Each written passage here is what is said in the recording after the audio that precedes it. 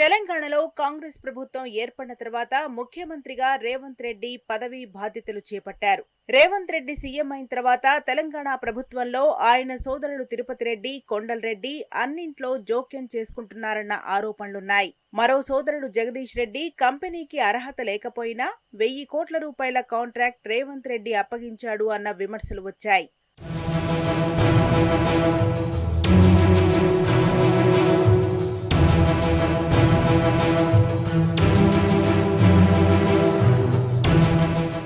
అయితే తన సోదరుడు కొండల్ రెడ్డి, కామారెడ్డి హైదరాబాద్లో, మరో సోదరుడు తిరుపతి రెడ్డి కొడంగల్ నియోజకవర్గంలో రాజ్యాంగ ఇతర శక్తులుగా మారారన్న విమర్శలున్నాయి.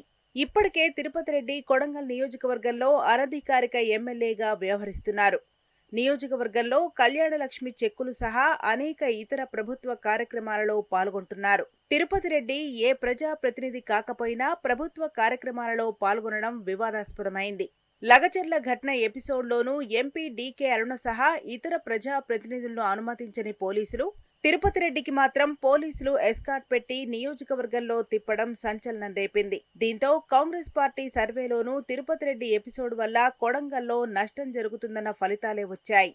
అయితే తాజాగా ముఖ్యమంత్రి రేవంత్ రెడ్డి ప్రభుత్వ పథకాల ప్రారంభోత్సవం కార్యక్రమంలో తిరుపతి రెడ్డి అన్నీ తానై మీకు అందుబాటులో ఉంటాడని ప్రకటించడం కాంగ్రెస్ లో తీవ్ర దుమారమే రేపుతోంది.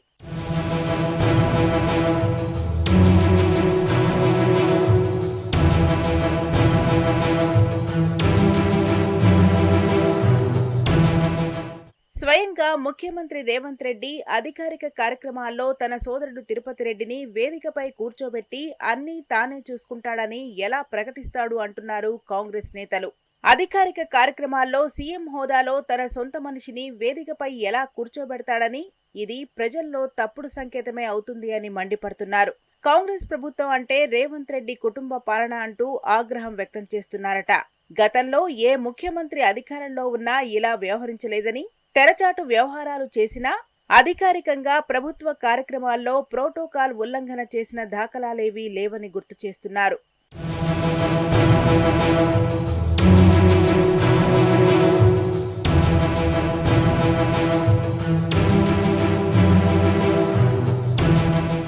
రేవంత్ రెడ్డి ఇష్టారాజ్యంగా వ్యవహరిస్తున్నాడని, దీనివల్ల కాంగ్రెస్ పార్టీకి నష్టం చేస్తుందని సీనియర్ నేతలు అంటున్నారు.